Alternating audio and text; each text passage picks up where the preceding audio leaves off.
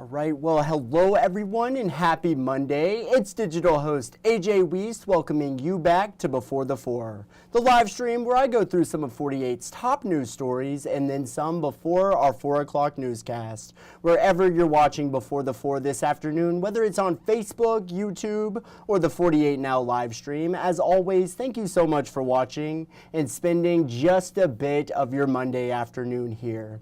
Now let's begin in Decatur this afternoon, where last night we learned that a man who tried to burglarize a Decatur home yesterday was shot dead. Police say officers responded to a reported burglary in progress on 22nd Avenue just after 7:30 last night. Now, according to police, a caller told dispatch that they shot the man who was trying to burglarize the home. When officers arrived, they found a man shot inside the home. The man was pronounced dead on the scene. Now, police say the alleged shooter has been cooperative with no charges expected to be filed. Now, this incident remains under investigation, and 48's Faith Delp will have more on this situation coming up in our evening newscast, so make sure to stick around. And now, staying in Decatur, state troopers say a wreck on US 231 southbound near Northfields Road this morning claimed the life of 27-year-old Michaela Jefferson, who was riding a motorcycle.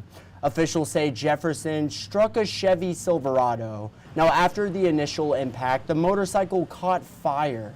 Jefferson was transported to Huntsville Hospital for treatment, where she later died from her injuries. Authorities are continuing to investigate. But we do not have a weather hit from 48 First Alert meteorologist Brad Travis this afternoon, but y'all make sure to stick around for our 4, 5, and 6 o'clock newscasts, as well as 48 First Alert Weather Extra. That will be tonight at 9:30. First Alert Chief Meteorologist Brad Travis, he'll be back here in the streaming center, and he'll have all the latest that he is seeing on the radar for this week. You're just not going to want to miss it. You can watch it wherever you're watching Before the Four right now, and feel free to leave a comment, any of your thoughts, questions, concerns. Brad will shout you out and he will work to answer all of those.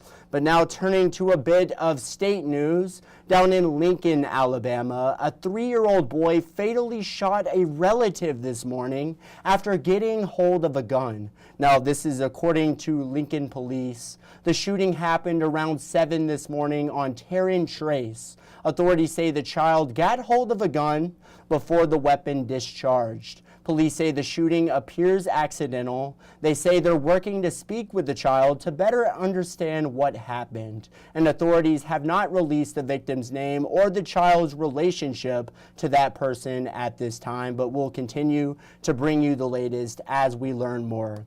But now we are going to head to break, but coming up, Tennessee Valley Church of the Latter-day Saints leaders speaking out after yesterday's fatal shooting at a church in Michigan, and a very cute story you're just not going to want to miss. It's all ahead. I'll be right back in 1 minute.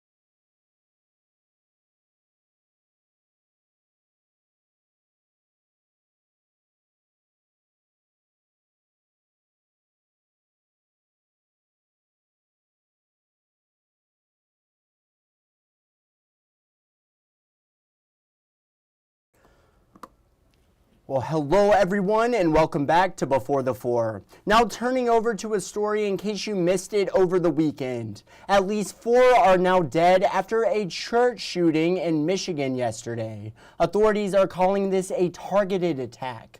48's Noah Cowell spoke with local leaders of the Church of the Latter-day Saints and has more.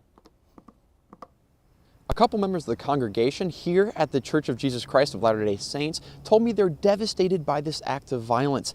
They don't believe it was an attack on the Mormon Church specifically, but still, they don't know whether they can feel safe anymore. Kimberly Green, who teaches Sunday school here, has a special connection to the church attacked in Michigan. She's been to multiple services there, spending time with the congregation and church officials.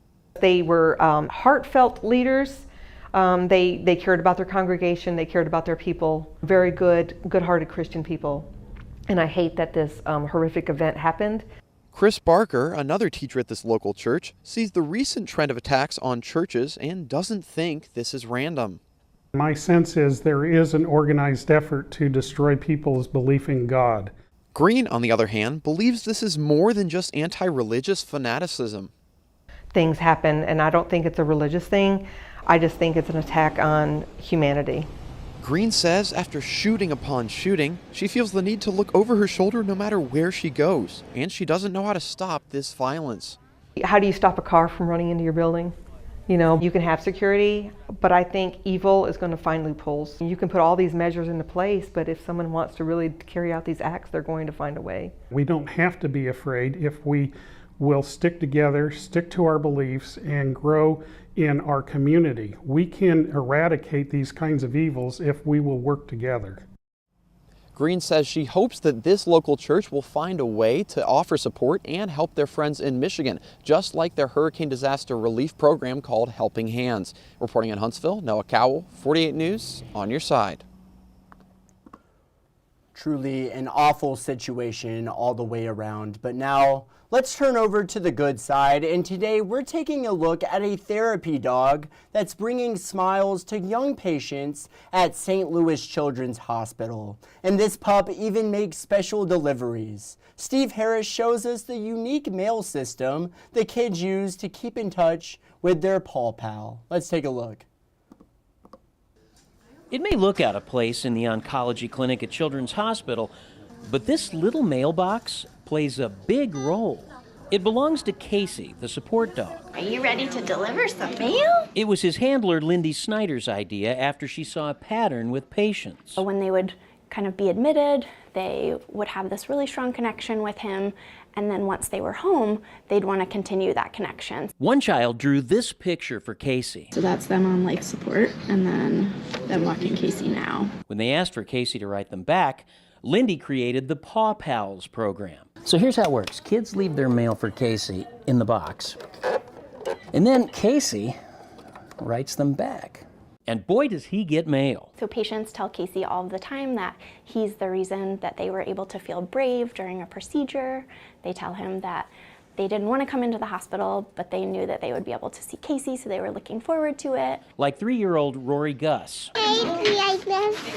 She was diagnosed with cancer back in December.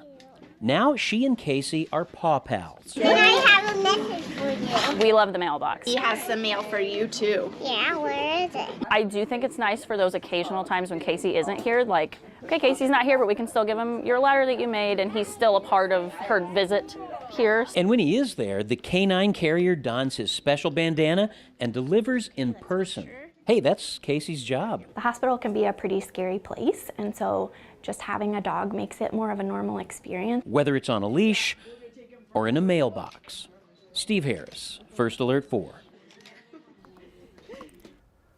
Gotta love Casey. That is so awesome. And that's the kind of story for your Monday afternoon, if you ask me. Start the week off right. And speaking of which, let's go into the stories you're just not going to want to miss coming up in our evening newscasts. The latest on ICE agents operating in Colbert County. 48's Aria Pons will have more on that coming up. The latest on the Alabama death penalty policy and the grand reopening of the Albertville Library. 48's Will Eldridge will have that coming up. And if you all remember, the Albertville Library was the one that got struck by lightning back during the May 20 tornadoes.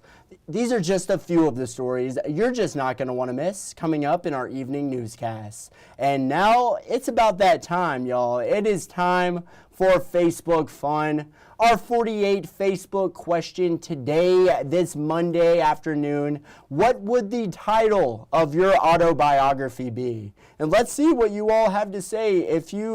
That's probably the hardest thing to do, is to title an autobiography. So let's see, what would the title of yours be?